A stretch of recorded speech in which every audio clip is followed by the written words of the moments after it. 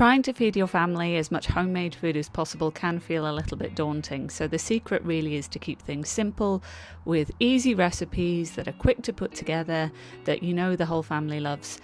This is an actual Saturday in our lives where we were busy running around, going to ballet lessons, swimming lessons, playing, doing all the things that you do when you have a young family, cooking together and just having fun in the kitchen whilst getting everything else done as well. So on this particular day, we had pancakes for breakfast. We always have pancakes for breakfast on a Saturday morning. It's just a little family tradition. We had a nice soup for lunch. We had snacks. We had sweet and sour chicken stir fry as well. And I'm going to walk you through how I made everything. Everything is as inexpensive as possible. And hopefully it gives you some ideas. And I hope that you enjoy. So we'll start off making the pancakes. These are gluten-free. You don't have to do them gluten-free, obviously. And it's a really simple recipe.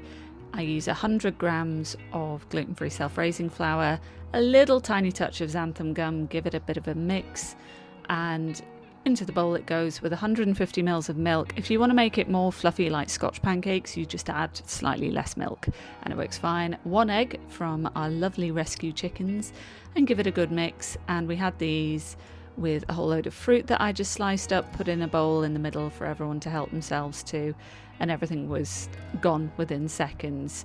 It's like vultures live in my house. So I sliced up some oranges for everyone. My little kitchen helper there is insisting on taste testing everything. You can see the aftermath of that. Oh, these are apples from our neighbour's garden actually, so they were lovely. I'm trying to use up this thing of ghee, so into the big pan. Now you will notice that this giant pan of mine, for some reason it is raised in the middle, so the batter pours out in slightly odd shapes. This is actually a mixed blessing. It's a bit annoying for me, but everyone else has fun guessing what shape the pancakes are. So I think we've got a little sombrero starting at the bottom there. So this takes literally a few seconds to get all of them cooked up for everyone.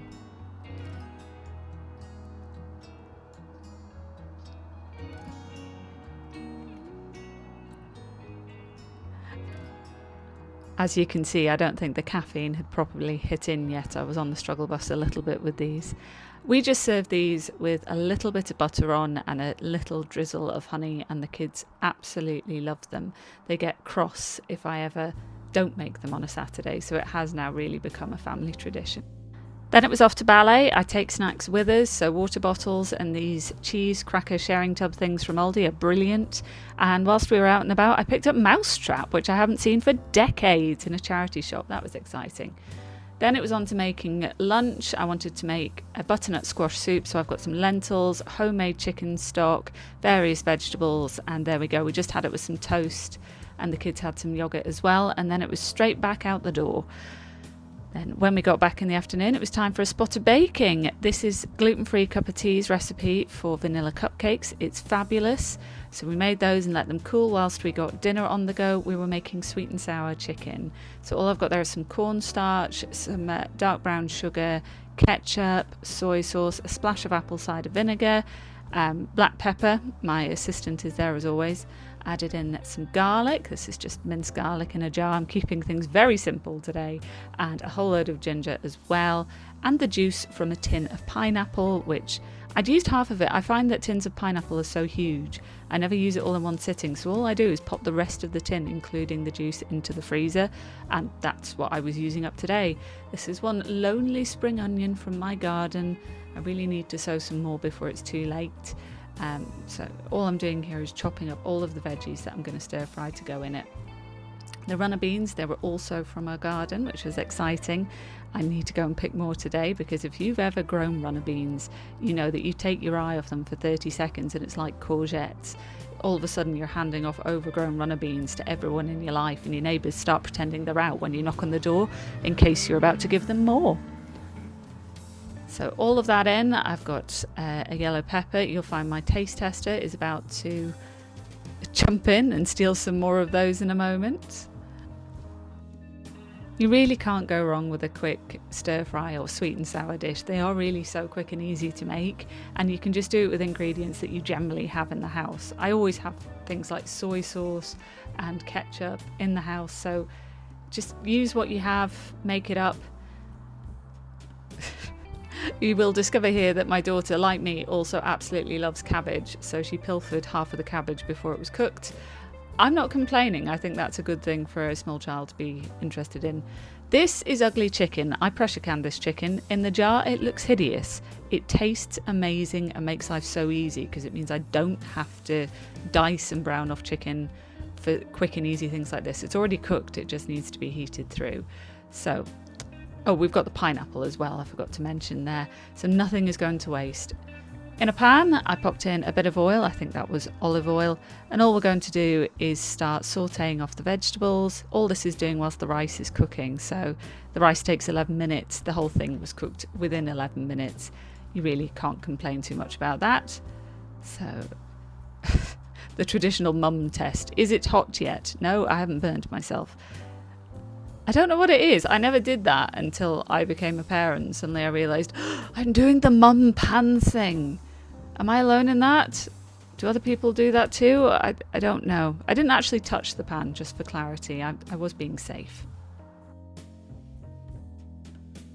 Then I'm adding the chicken. The only challenge with the chicken is getting it out of the jar. But once it's finally in there, trust me, I know it might not look the most appealing now. It will do in a moment. It does come good. The ugly chicken, by the way, if you're making a chicken salad sandwich or something, amazing for that. It works so, so well. And it tends to shred up because of the way it cooks up when it's pressure cooked. So I just dump in the sauce. It's got the cornstarch in there, remember, and that's what's going to give it that lovely, thick, luxurious texture that you get out of a jarred sauce or a takeaway sauce. So it is a bit of a cheat, but it is definitely... It's not a bit of a cheat at all, actually. What am I saying?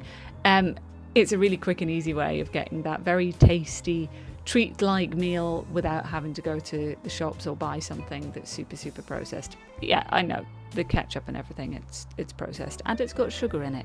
But this isn't a health food channel. This is a real life cooking what we like eating sort of channel. There's me pineapple going in. This might be a good time to say if you enjoy watching cooking videos, I do a lot of them. So please subscribe. Let's hang out some more. Thank you. Now everything's thickened up. I turn the heat right down and just let it sit and come to and warm through. And there we have our dinner for the day. It was absolutely delicious, but we have to remember we are not finished. We made pudding as well, didn't we? So here we go. Here's our vanilla cupcakes, and we will be frosting those in a moment. I ended up with this tub of fudge, Cadbury's fudge icing, which is gluten-free. I think it says on it may be contaminated with, but I ate it and I was absolutely fine. Your mileage may vary. There's no fancy piping here, folks. I just got it on there with a fork, and my children decorated it with some marshmallows as a bit of a Saturday treat, and that went down very well with a cup of green tea, and all in all it was very nice.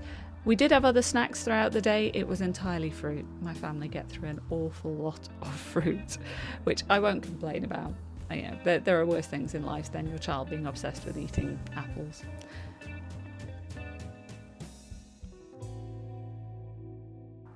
Thank you so much for watching, you guys. You take care, and hopefully I'll see you in the next video.